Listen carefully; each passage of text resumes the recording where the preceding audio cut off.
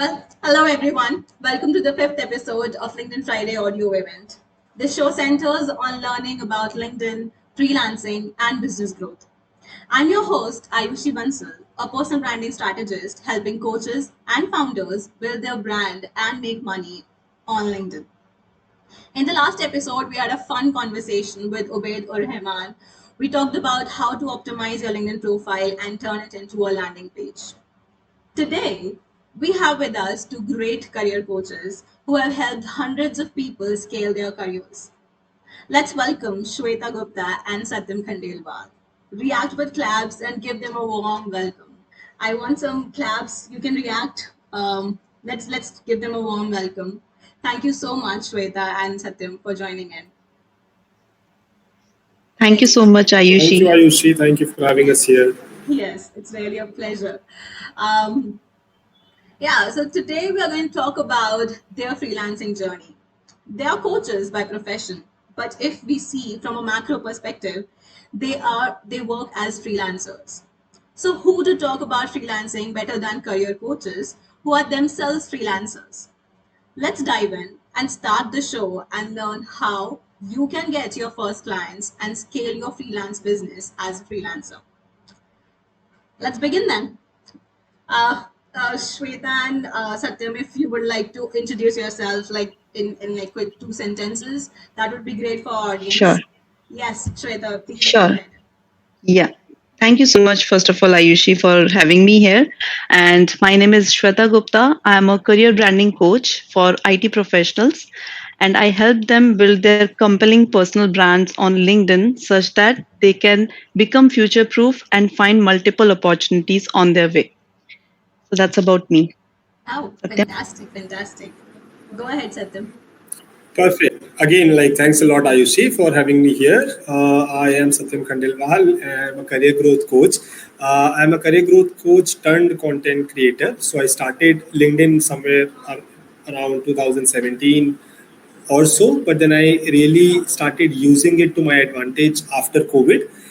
That actually helped me leave the full time jobs or retainerships, whatever I was doing, and then I actually 2023 onwards, I've been completely doing freelance career growth coaching with my content on LinkedIn as well as Instagram. My forte basically is to help early stage and mid level professionals uh, take the next career leap by following a proper strategy of self profile analysis, goal setting, resume revamp, LinkedIn profile optimization, and customized job applications. So that is what I do. Wow, that's a lot of stuff that you do, Satyam. Great. I'm really hoping that audience will get a lot of insights from the show, and whatever your journey was, however you have built your career path from being, starting, like you said, you were in a job and now you are into full-time freelancing. The whole journey Pretty of much. it, we love to know about that. So let's just get into it now. So why I chose to, like, first of all get you both on this call was on this show was that I really want to understand, like, for example, you both are coaches, right? And for coach in the coaching industry, people usually want a coach who has already built an authority, has some credibility, has some testimonials, and just like any other freelance. So for coaching, that's one major thing that one should have. And even for us freelancers, we need to have some case studies, some stories to show our prospects so that they can trust us, trust our expertise. So, how did you bridge that gap and close your first coaching client? Like, how did you do that? Being a coach. Yeah. Shweta, maybe if you could. Yeah. Sure. Yeah. So I can start. Yeah. So I'll tell my journey. I started last year. I think around May only I started doing webinars. I was running ads, and it was the minimum budget I started running. I was initially it was really challenging for me. I was not aware of how to do the selling. I was not having that mindset to sell. I used to get really petrified, and then asking for money was really no for me, and I would Okay. actually prefer to give my services for free. But eventually I learned how to do the selling. Then I did the webinars. So then I got few clients. So the first client which I got was in my third webinar. Oh, So okay. yeah, I was doing the group webinars, and that was the strategy which I was following at that time. Now it has changed a bit, but that is how I did that. And to answer your question, which is related to no testimonials, initially nobody has the testimonials. So, how do we prove our credibility? So, for me, the main credibility which I had was I did it for myself. So I was able to get 100% more than 100% salary hike in my journey when I was looking out for the opportunities. So that was the thing which I had to show initially, and that's where it started. Wow, that's fantastic. So the first thing is like, okay, the strategy that you used webinars to get in clients. And if I may ask, those webinars, were they paid or were they like free of cost? It's free. It was free, It was free. Okay. free So webinar. so okay. Okay, fantastic. So the master classes that we see that a lot of coaches do to bring in people to help them understand what exactly they offer. So it was kind of like that to show your Yes, expertise first, and then you can pitch them about your services if they are, willing to pay and get on board on your coaching programs. Fantastic. And the other thing is exactly. that, okay, so as a freelancer, what we can do is first, whatever services we are providing, we need to work on it for ourselves. So, for example, even if I'm providing personal branding, services, I need to build my personal brand first. Is that right? Is that what you are trying to say, Shweta? Exactly. Okay. Yes, yes, yes. First of all, we bring results for ourselves, then only we can bring for others. That's right. So we don't have to worry about the testimonials that we are getting or like the results that we have, but we for the clients exactly. But we have to build the results for ourselves first, and then we can also show those same results to our future prospects. The initial ones at least. That's a great strategy. What how like what else can you add to it? Like, would you like to add to it, Satyam? How did you get your first line? Yeah, I mean, first of all, I really like Shweta's story is both interesting as well as inspiring. The way she started, and I'm 100% with her when she said that. Uh, I mean, I believe that when you don't have testimonials, you are the testimonial, right?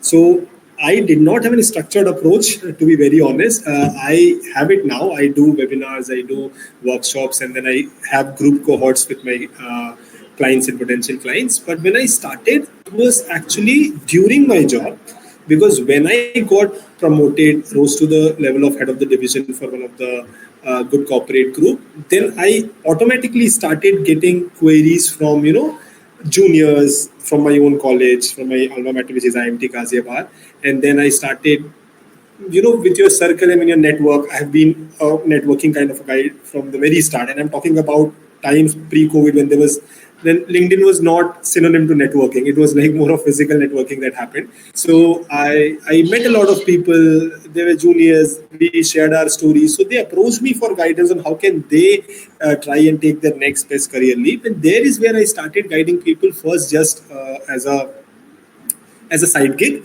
not charging. And when I realized that it could actually help someone, they are gaining, I am enjoying, so it could be converted into kind of a paid side gig. I started doing it alongside my job. And then what made it more interesting is I kept adding the offerings on the basis of what I went on achieving. For example, when I reached mid senior level, I started guiding people on how to reach mid senior level. People who had 2, 3, 4, 5 years of experience, how can they take the next leap? When I first cracked a good remote client, which was kind of a job only, but they called it retainership. It was a UK based company, a good company, virtual internships. I started guiding people on how to get remote jobs. So that got added as a part of my offering in my side gigs. So that is how it happened. The thing that actually worked with me pre-COVID was my networking, the networking bug that I have in me. And then post-COVID, everything that I did, and you can just check, I think we are also connected on LinkedIn for quite some time, I kept on sharing on LinkedIn. So it just happened that people used to it acted as a proof of concept and I started getting queries from there. It was later when I thought there are too many people coming in. I converted the structure into I converted the funnel into more structured one, having webinars at the start and then taking in group cohorts, and then people who need personalized guidance, mid senior and senior level, they come for personalized one-to-one guidance with me. So that is the funnel that I'm using right now. Okay, that's interesting. That's very interesting, actually. Both of you had like a similar approach, but then, of course, a different one as well. Um, it's very interesting. So we have also a question. A person wants to speak. So shall we take the questions right now? Like we can take one or two questions in between, or should we do that at the end of the? Yes, Okay, okay. I Let's think we let's. can. Okay, Yeah, yeah. okay, great. Hello, hello. Hi, Dr. Shekhar. Yeah, hi. I'm audible, right? Yes, Yeah. you are. So thank you for taking this very interesting topic. I have one question. Like, even though if you want a first client, means I've been entrepreneur. I have two companies, mostly working in software development and cybersecurity. But I have one question for you. As on LinkedIn and other platforms, everyone is trying to make their personal branding. Okay, nowadays it's a new trend. Like Aman Gupta or anyone we see, they are a personal brand, and then we know their venture. So it is very interesting to know like how personal branding is converting into business. So, but when you are doing personal branding, there should be some kind of differentiator, right? Because everyone is trying to promote themselves as a personal brand. So, how you look at this, and how you can give any tips and techniques for others how to be differentiator, how to make differentiator while doing personal branding. Okay. Shweta, if Yeah. you would like to take that Yes, question. I Yeah. can. I can take this question. Thank you so much, Shekhar, for this question. This is very interesting question, and I would say the only differentiator which I can think of right now is your personal stories by which you would relate to the other people. Whatever you are sharing, whatever through whatever means you are building your personal brand, or whether it be your vulnerabilities or whatever you are sharing, your most importantly the stories by which the people can relate with you, that will be the differentiating factor. Otherwise, the similar kind of services, of course, you said it true, that other people would also be providing. The people will be able to relate with you through your stories. That is the thing which I can think of right now. Okay, Yeah. thank you. Satyam, you want Yeah, to yeah, add anything? sure, sure. Yeah, yeah. I mean, your take is very fine, Shweta. And I also believe in the power of personal branding. Why? Because I think a while back, when I say a while back, maybe 5, 10 years, not even five, like 10 years back and beyond, people used to, like people as in customers or whoever is buying stuff or taking in services, they used to trust bigger names. There was lesser trust on people because there was lesser connect. The network was very short. People who you know in your circle, that was your network, right? You did not know random people, you did not connect with them. Meeting a celebrity, connecting with a celebrity was kind of a distant dream. So people used to trust bigger brands, Tatas, Reliance, and whatever came in with big names. Now what has happened in the recent past, in the last 10 years or rather 5 years, is people got exposed to connecting with influential people as well, whether it's through LinkedIn, through Instagram. They know each other's personal life. There is an option of you sharing your personal stories with them, just the point Shweta was mentioning. Now what has happened, I've seen it in customers. They are trusting the person before the company, and we see it in brands today. Just like you said that people know Aman Gupta first and board later, right? I mean, I have seen people taking up courses and services because Ankur Wariku says it, even without knowing what is his company's name, right? Even a lot of people even today would not know what is his company's name, but they know him because he is trusted by the people who are connected with him. We have lost you, Satyam. Hello. Yeah, I guess Satyam was very to the point, and I agree with him. and thank you, Shweta, for your inputs. So even I'm into business since 2016 January, so 8 plus years, and my 5 6 years I never promoted myself. I was promoting my company, but since pandemic and after that I started promoting myself. So I guess personal branding is also important, and it is a new era of doing marketing and sales. That's right. That's right. That's all right.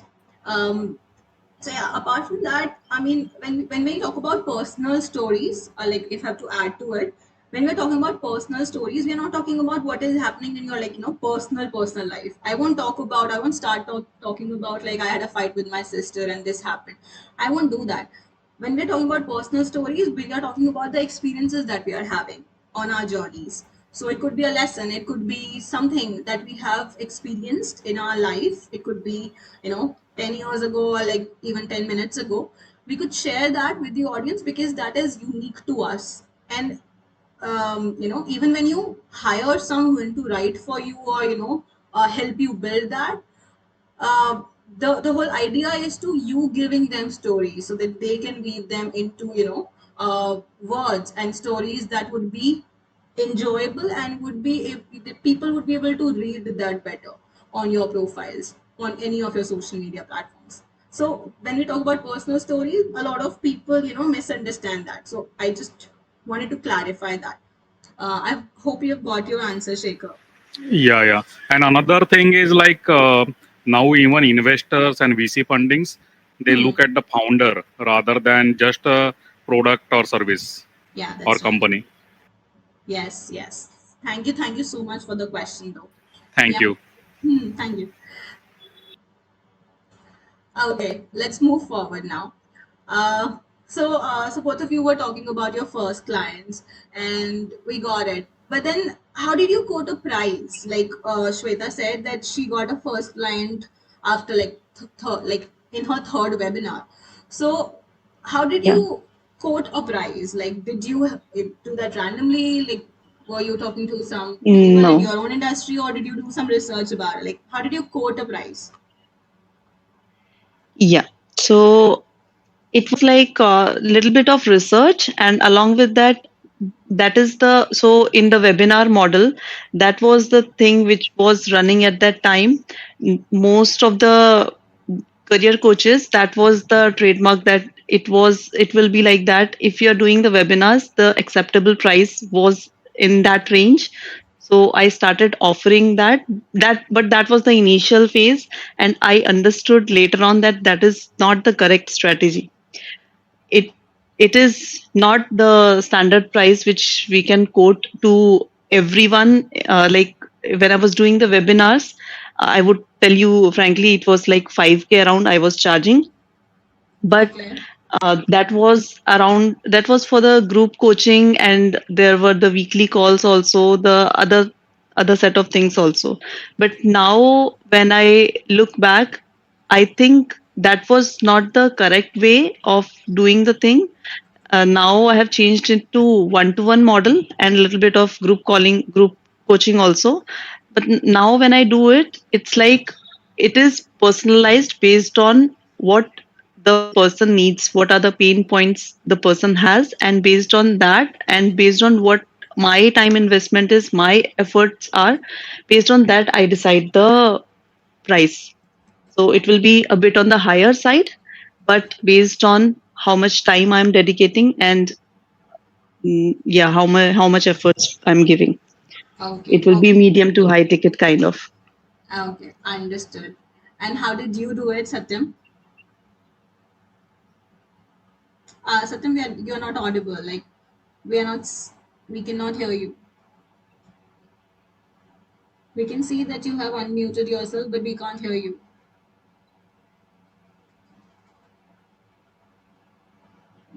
Maybe if you could rejoin. Yeah, that would help. Okay, Shweta.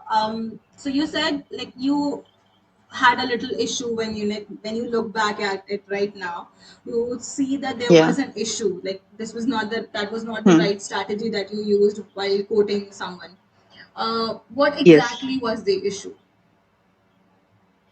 So I feel that we can't provide the generic solution to multiple people. Like through webinars, I could not connect with that kind of strategy, first of all, because there will be different set of people coming in, joining the webinar, and they will be having different pain points. They will be suffering from different problems. So I can't generalize. I was not giving, first of all, I was not giving the personalized approach. I was not giving it one to one. So whatever I was providing, I was enforcing them to take that, which was not correct. It should Okay. be considering their pain points, first of all. So I should be asking them what are the pain points you have. And based on that, they should be given the solution. Then only they will be able to execute it and they can get the results for themselves. That was the problem which I think I had. Understood. Understood. Understood. Satyam, let's see if Yes, I hope fantastic. this If I time it can. works. Yes, Perfect. now we can hear Okay. you. Yes. Okay, great. So yes, pretty much aligned with Shweta on that. So when it comes to career coaching, freelancing model works a little differently. So your first question was how did I decide the price for my first client? I decided it because I told you it was a side gig, right, alongside my job. So I just kind of calculated what kind of time I required to put in, like let's say weekly 1 hours, 2 hours. I calculated some by using some formula that I earn this much monthly, so let me charge this much. Some negotiation, it just happened, right? For a Okay. one-to-one client. So that Okay. was very random. But when I started doing it as a side gig, when I started building it, I realized that I cannot just earn against my time because there is value at play as well.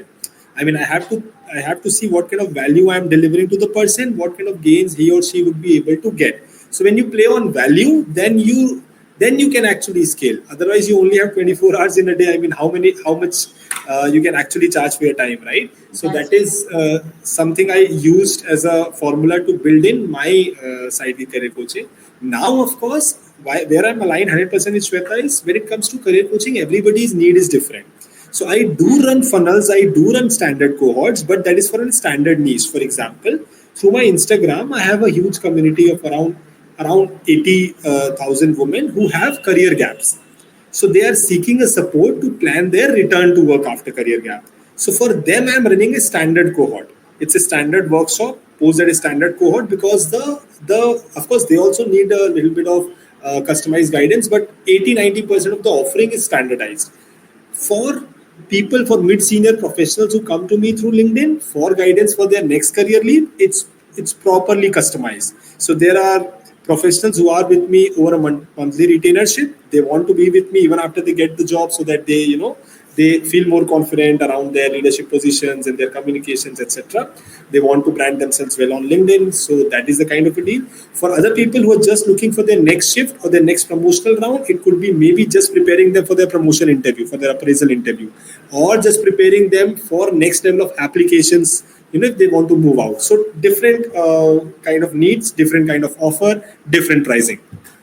Fantastic. So both of you are like aligned on this part that first we have to offer them value instead of just randomly quoting something, quoting a price. We have to see what value we are offering.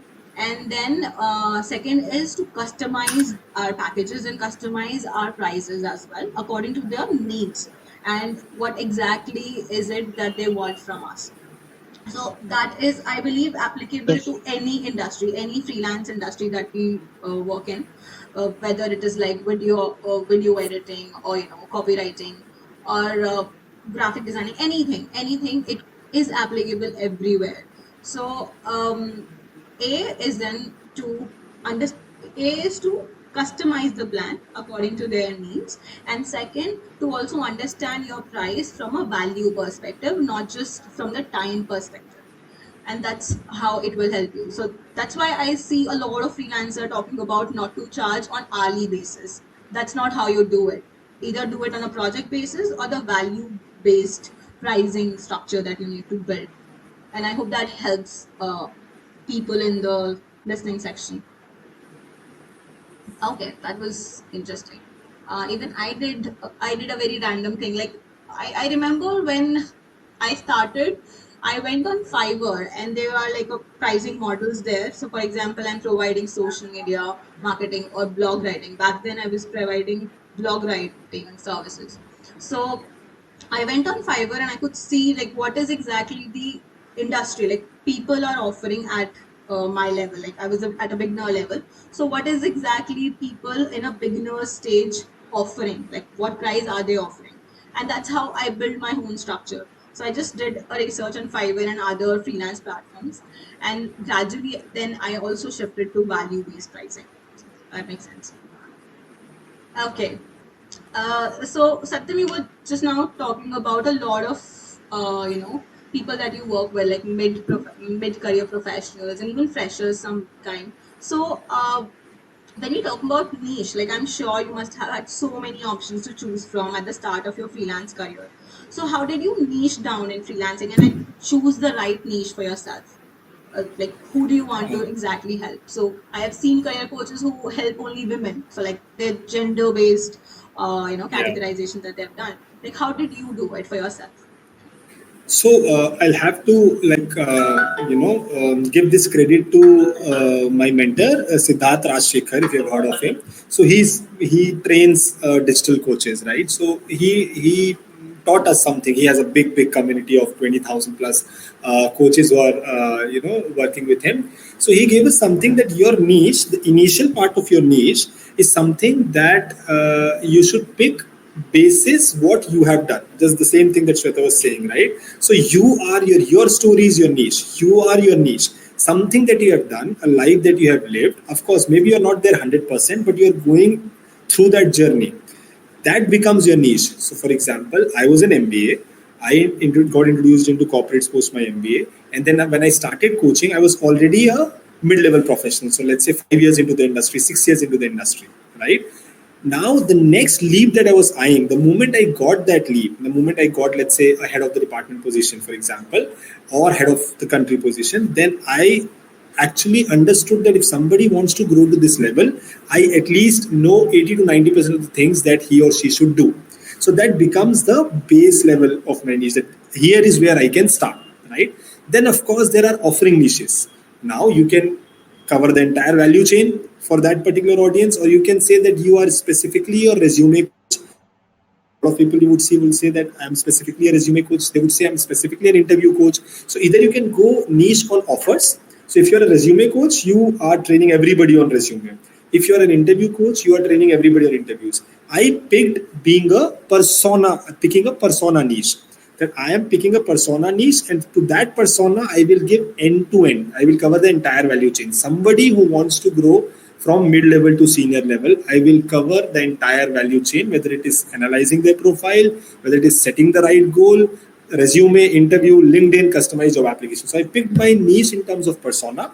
There could be people who pick their niche on the basis of offer. Somebody, for example, you do like LinkedIn consulting really well, so you could do it for everybody, right? You might want to pick a specific niche as that in that as well, but you can cover the entire personas. But then your niche would be offer based, that you only pick up LinkedIn or personal branding. That is what I followed, picking up the niche, and that is how it worked well. Okay, that's interesting. So you said that you chose your niche on the basis of what you knew first. So for example, if I know social media and social media, there are so many social media platforms, and if I am particularly on LinkedIn and I know how to operate on LinkedIn, I would rather offer that service and not like Instagram social media marketing on Twitter. I would rather do Yes, the yes, LinkedIn version of it. yes. Understood. Yes, yes. I I mean, get he it. said, and I believe that the money is in the micro niche. And when I say money, I just don't mean money in terms of currency. Money is in sense success. Success. Your scalability lies in the micro niche. The more micro you go, the more success you will get. Fantastic, fantastic. That's a quotable quote, I would say. Okay, Shweta, like how did you do it? Yes, it goes the similar way as Satyam said. So it was also like I am an IT professional and I can relate with the IT professionals much more than any other person. I have been into IT industry for more than 12 years now. So that's how I decided that I have to work with IT professionals initially at least. And afterwards, when I'm scaling more, then maybe I can expand it. That was how I decided upon my target audience, and that too, I'm also specifically focusing on mid career because I have been into that phase, so I'll be able to help them more. And when it comes to the sub niching according to the specific things, so I am also in line with Satyam that I also chose uh, the full package, which will give you the value. You will be able to, the people who come and join me, they will be able to see the value, they will be able to get the results through that complete package instead of just specific thing like resume preparation, interview preparation, or LinkedIn. So those scattered thing I would not prefer because I would not be able to give the value in terms of their outcome which they are expecting. So that's how I combined it. And initially I was more into only career coaching. I was considering these resume thing, goal setting, and interview preparation, salary negotiation. But then I also worked on my LinkedIn, and through that only I got a lot of opportunities. So I and I have been building my brand on LinkedIn. So I thought let's combine both of these, career coaching and Got branding. it. So Got it. Got it. that's how I came into that. Okay, so there was a lot of alignment again, I believe, on the thing that okay, we should offer what you know best, and the second thing, offer things in packages, like at least so that a person when taking a service from you has everything that they need to grow in that particular field. So for example, if I'm video editing, I'm also you know adding subtitles to it. Maybe like I have really zero idea about it, but then again, if I'm editing the video, I should know how to do everything of a video and not just one task of it, like or combining things just like that into a video. I should know the entire things. Understood. Exactly. So that you reach some outcome, get Okay. some outcome. Absolutely, and it also reduces the blame game, Ayushi, because what happens is if a person has to go to a person for resume and then some other for interview and then some other for LinkedIn profile, and if let's say things do not work out, he is clueless or she is clueless, right, on what actually did not work out. So when you are with one coach for end to end, then there can be a proper analysis of what worked well and what is not up to the mark. So that is also we talk about one stop solution all the time. That's the benefit of it. Oh, that's a very logical and a very important benefit of actually offering whatever you are offering in your particular niche, so that you are accountable for what outcome you are delivering. Exactly. Okay, so my other question is a little not linked with the things that we have talked about till now. So I worked with a couple of coaches, and I have noticed that when you take discovery calls, now that you have, like, I've worked with coaches and I've seen many struggle with closing clients. So how has been your experience as a sales closer? Like, after all, as a freelancer, most of the times we are our own sales closer. So how have you worked upon it? So, like, for example, Shweta just said that you were intrigued by the idea of asking for a price, like asking for money, and you were not able to sell properly. So what was your experience and how did you overcome it? Yeah. Pops. Shall I start? Yeah, Or Shweta, you Satyam, can you go. want to start? Shweta, you can go, please. Yeah. Okay. Yeah, thanks. So I'll tell you my journey. Initially, I told you already that I was extremely petrified whenever I had to go on a sales call. But I would say that everything comes with practice, and this is a learnable skill I developed with by doing so many sales call. You become expert in that. I would not say that I'm still an expert, but I'm still improving day by day. Whenever I go on a sales call, I understand what were the shortcomings which because of which I could not close the client. Then I work on those. I always record my sales call and I go through that later on, and try to understand what might have been going wrong and why it was not closed. So I work upon myself. I I was not at all confident initially when I started this, but now I can say that I am pretty confident. And also, there is something around the mindset. Previously, I was not at all having this mindset that I should sell something, because since childhood we have been told that selling is not good. So I I used to get nervous whenever I had to sell. But then I improved my mindset. I listened to a lot of audios, and then I could improve. And the main thing I would say was the practice. Practice was the thing which Okay. improved my confidence and boosted it. Yes. Interesting. Okay.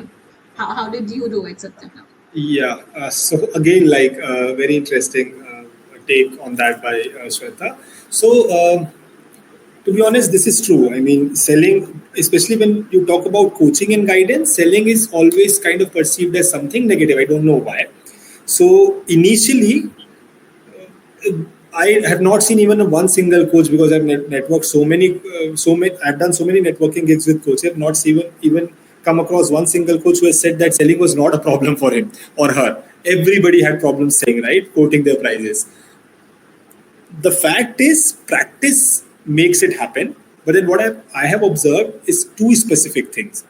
And I live by that when I conduct discovery calls or workshops.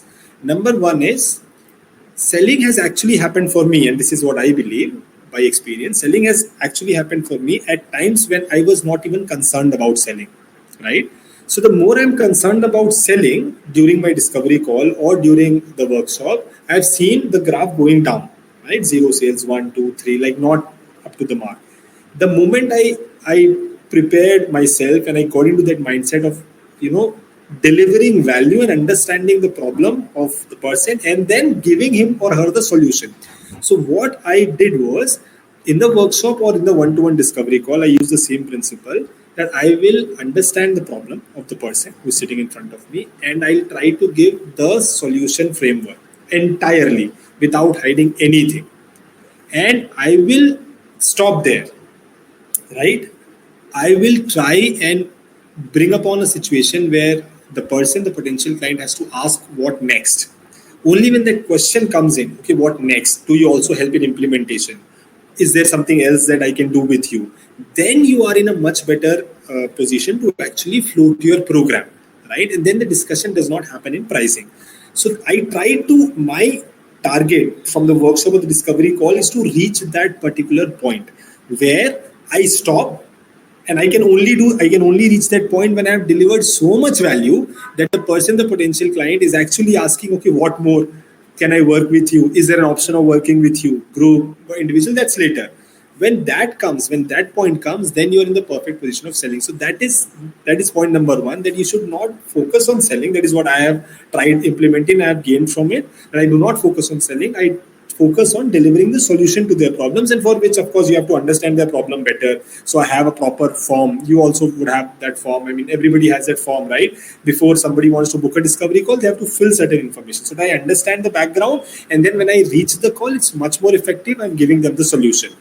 The second thing that I have tried to do is, in the free value, which is a discovery call or the workshop, the free thing that you're giving gives so much value, so much value, that the person should think, if for free I'm getting this much, if I pay, let's say, whatever is the amount, 5k, 10k, 20k, 25k, different products, what is the kind of value that I can get from there, right? So that these are the two things I try to play on, and this has worked well.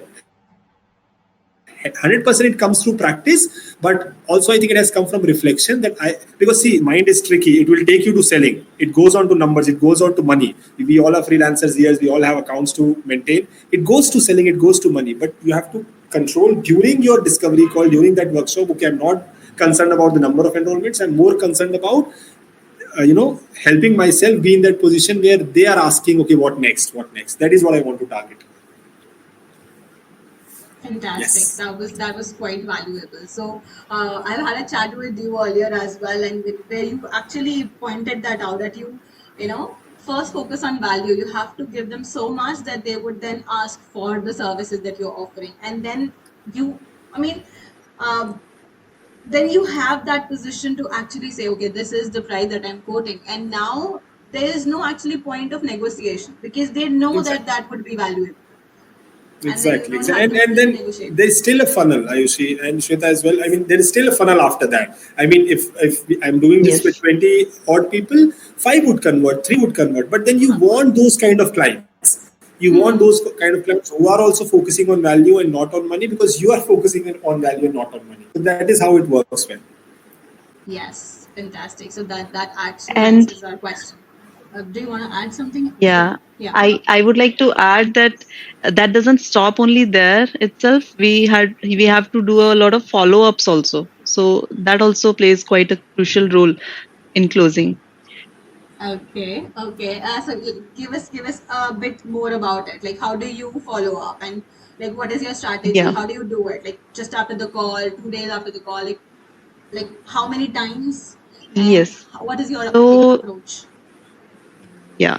So I actually follow the seven touch up points Okay. till the initially when I contact, and if it doesn't convert, if I go on the sales call and if it doesn't convert, then I will be contacting them maybe 2 days or 3 days after the call. And after the call also, just after the call, I'll be sending them the thank you note, and after maybe 2 3 days I'll be sending some valuable information. It will not be about whether you are booking the whether you are like you are coming and working with us. That will not be the question, but then it will be providing the value, as Satyam also told that it's the value thing which we have to focus on. So I focus on giving the value in all the follow up points. So it's a whole process. It's a very I would not say complex, but it's a long process. So it takes some time, and it is normally seven touch up points which I usually follow. And apart from direct messaging, it's like through content also. Whatever we produce, the content we produce online, that also plays a quite major role, that they will be able to notice us again and again, and that will increase the chances of them working with us if they Okay. see that we are delivering the value. Okay. Fantastic. Fantastic. So I have a question. Someone. Okay. Let me. Hi, Henry. Okay. Hi, Henry. Thank you for Hi, joining in, first of all. Ayushi. Thank you. Yeah, I have a question regarding discovery calls. I've been trying to make discovery calls with potential clients and my audience, but it doesn't seem to be working out, no matter the city I use or the content I use. And I'd like to know what way you can make people, your audience, to get to a discovery call with you. What's the process like? Okay. Satyam, would you like to take that question? Sure, sure, sure. Yeah. Yes, Henry. So, as I can see, you are I mean, you are offering services around turning content to cash flow for founders on LinkedIn. Yes. So, ideally, what we do initially to get the discovery calls booked is two ways. One is more of inbound, when you create a lot of content around your offering, create a lot of content around the success stories that you have created, a lot of stories around how you have helped your potential clients, and through that, some of the calls get booked. The second way, which I think would be more applicable to you, is outbound reach, right? So when you have started on your offering and you have started on content, what you do is you create a persona of your potential client, and then you kind of send them outbound messages, right? And those messages are not messages that would have discovery call links, right? Just like in content we have hooks, in the messages also we should have hooks, right? For example, I receive a lot of messages on Instagram around, we are video editors, we help you edit great videos, stuff like that. Since I'm not looking out for video editors, I will ignore the messages, right? That's a normal human behavior. There are messages that I get on Instagram saying, "Hi Satyam, are you looking for more clients for your services?" Or they would say, Is your calendar filled up with a number of calls, uh, coaching calls?" And that is actually hitting my pain point, because no coach would say that I am not looking for new clients, right? So I am looking for new clients. I am kind of pushed to respond to that message because I don't know what's the offer. And then when I respond to the message, then a conversation starts. So when you are trying to book discovery calls, the pre-phase of that has to start. You have to start a conversation with your potential client, and to start a conversation, you have to put a lot of mind on the hook, and the hook has to be doing something with the pain point of your potential client, not with your offer. Your offer could be content. Your offer could be LinkedIn. Your offer could be personal branding, but client does not care about that. Client cares about his or her need, his or her pain point, right? Are you looking for a job?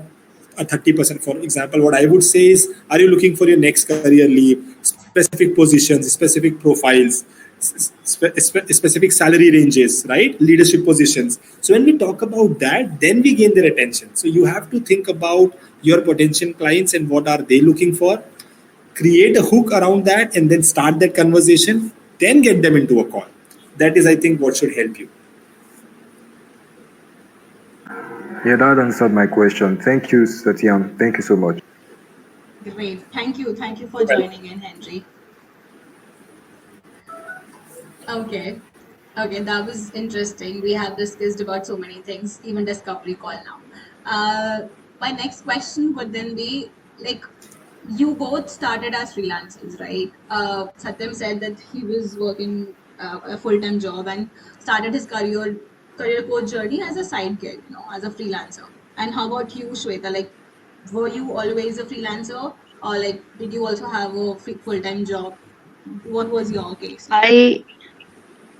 I For me, I am still working. I have a full-time job right now also, and along with that, I am managing this. Okay, fantastic. That's interesting. And it's Yes. a work. It's a working day. It's a Friday, and we are here talking. Thank you so much for joining in with a full time job. I'm honored, really. Thank you. Thank you for inviting. Okay, so my question was like, how and when did you transition from freelancing, from full-time job to freelancing? Like this question would then be applicable to Satyam, I guess. So how did you do that? Like when was that point when you thought like, okay, I should just leave my job now and should focus entirely on my freelance and like side gig thing? Yeah, I mean, the story generally for other freelancers and coaches is really interesting, because they would say that the job was toxic, the job was like, taking a toll out of them and stuff like that. To be honest, I really, really liked what I was doing. So I did my MBA in, marketing and brand communications, and I was in corporates for like next 3, 4 years. Then I moved to EdTech, and since my passion was coaching, education, guidance, EdTech was actually really booming at that time in India and the world. So 2015, 16, 17, 18, I was working in education, and I was really, really enjoying it, right? But then what happened was, with this side gig, I tasted freedom. Freedom of time, freedom of place, just like we were discussing in the pre-live session, and a lot of other freedom that comes, freedom of work as well. When I say freedom of work, it means that you pick up your work, you pick up your gigs, right? So that was something that was not available in the job, and I understood there was nothing that I was hating in my job or in my projects, but I was liking them. I had a lot of learnings there which I implement now in terms of systems and processes. But then when I realized that I have the number of clients that I'm able to serve, so I was not able to serve then. But when I realized, okay, if I leave the job, I can serve these many number of clients. It was giving me enjoyment. It was giving them results. There were results coming up. There were success stories coming in, and it was fetching in good money.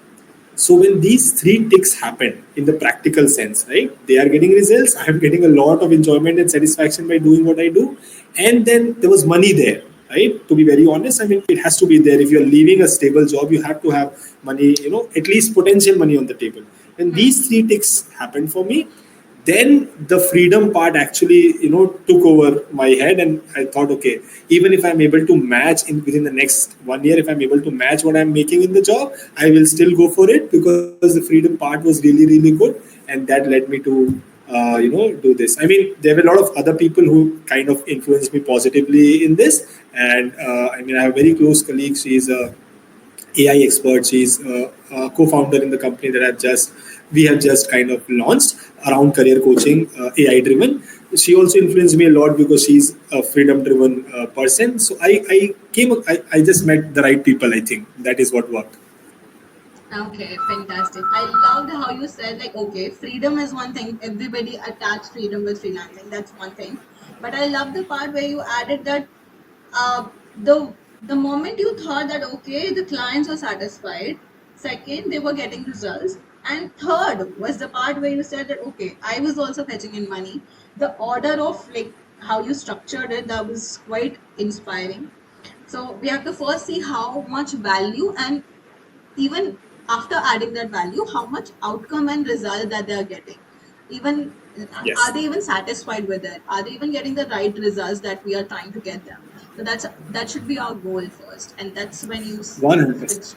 I mean, I give this to my culture as well. So everybody gets motivated and inspired really soon. But being from a Marwadi background, we are hardcore practical people. I mean, with all the motivation and inspiration, due respect to that, it drives you. But till the time practicalities are not sorted, we do not take even one step. Right? It's just a culture that we have been following at our homes and family traditions. So I had to have those three ticks right away, in terms of whether I can sustain in this work, whether the person is getting result, the potential kind, and the money, all three things. So that is what had the final call. Fantastic. Okay, and Shweta, like you are working full time right now. Do you have any plans switching to freelancing, or like are you like okay with like it? This is working for Yeah. you, and you are okay with having a full time job and a freelancing career as well. Yeah, the plan is that only that I don't want to retire working in a job. Although I love my job, the similar thinking as with Satyam, because there is very less work pressure and the work which I do that is really good. So I the project which I'm doing right now, it's a UK based project and it is really cool. The work and all, everything, the work culture wise, salary wise also, in fact, I would say everything is going really well. So I'm not planning to do it really soon, but maybe in the coming years I will plan to leave it. So I'm able to manage both the things right now. So that is the thing, that is why I am not feeling like leaving Fantastic. it right now. Fantastic. Okay, that was great. Let's open the stage for some questions. We are like 5-6 minutes now, so I'll allow people to ask questions. We already had a lot of chat already. Okay, hi Shekhar again. Yeah, hi. Actually, I have one question. Like, when you start a new venture, or as Satyam said, he switched from corporate to business. So generally, there are two challenges which at the start. First thing is to get work, which you probably can manage because you are doing marketing, you are promoting yourself. Second thing is to get payment on time. Okay, so that is a genuine problem. So how you tackle with that, and if you have any bad experiences which you would like to share, you can recall. So please do share with us. Well, thank you for asking that question first of all, Shekhar. That just slipped out of my mind. I don't know how, but thank you for picking that up. Yeah, Satyam, you can continue now. Yeah, I mean, to be honest, I have not had bad experiences. I'm picking the last question first in terms of not getting the money from the clients, because what happens specifically in our field, Dr. Shekhar, is we are coaches, right? And specifically career coaches. I mean, the dependency is really high. I do want to say that I have been fortunate to come across really good clients, but practicality says that the dependency is really high. I mean, there is a lot they would need, even after the coaching session ends, even after the cohort ends, they need a lot of things. In terms of guidance, in terms of inputs, and that is how the money part is kind of sorted. No bad experience there, but initially earning money and uh, kind of persuading them to pay was definitely a challenge. But I did cover that part when I was talking about when I changed my mindset from selling to actually just giving the value. And when you give the value, you get lesser clients, but you get kind of high value clients. So that is what I personally prefer, going high value, low volume, but with really genuine clients. You work with that there is also where freedom comes in. That you pick your work, you pick the clients, you pick the kind of people you want to work with, and that is why every other thing becomes lesser of a problem. Fantastic. Fantastic. Shweta, do you want to add something to it? Yeah, I would agree with Satyam, and along with that, I would like to add that whenever we go on, so for example, presently I'm doing one-on-ones, so I usually ask for the down payment whenever they are okay to come and join me for the coaching. I take the down payment, and if they pay, then only we start. That is how it goes. So it doesn't create any problem. Until now, I have not got any problem related to refunds and all also. So yeah. Yes. So Shekhar, majorly in the freelance business, people prefer advance payments because we are in service industry, and we cannot just rely on monthly payments like paychecks. That happens in corporates because there's a still a stability, and we can actually hold people accountable. Okay, this is something that I want to get from you, or the payments are pending. But in freelance world and the virtual world, we cannot really do that, and so we most of the people prefer advance payment, at least when they get on to a stage when they can actually position themselves, and they have actually positioned themselves, and that's when they actually ask for advance payment only. They don't work like that. Yeah, thanks all. Okay, thank you for picking up that question, really. Yes, so we are almost at the end of the event. It was really, really insightful, honestly. The value driven power, like how did you get on a discovery call and everything? Like, how did you research about your. Satyam was being very honest when he said that I randomly quoted a price, and I was just randomly doing the stuff when he was in the initial stages. But yeah, that honestly really helps. Any more questions from the audience? Like, we still have a minute. If you want to ask anything from our guest speakers, please do. The stage is open. Ayushi, I'll have to move on for a call if that's fine with you. I have a hard stop at 5. Yeah, no worries in that. Yeah, we will stop at 5 only. Thank you for joining though. There is Sure. no problem. Like, if you want to leave right now as well, there is no Sure. problem. Thank Sure. you so much for Again, joining. thank you so much, Ayushi, Thank you, for the Satyam. It was invite. great. Shweta, it was great speaking aside you. Maybe we can Yeah, same reconnect here. and exchange more Yeah, insights. we'll connect surely. Yeah. Thank Yes. you, audience. All the best. Thank All the best you. to you Thank all. you. Thank you. Yeah. Bye Bye bye. bye. Okay, so as we are at the end of the show, I would just like to say, if you got anything out of this event, anything, please write about it, share with your network, talk about it, and please write about it on the LinkedIn as well. Tag us. We'd love to read what you got from the show, and if possible, please DM that particular post to me as well, because I'm not getting any notifications on my LinkedIn. So do share that if you write anything, or just drop a DM. I'd love to have a chat with you.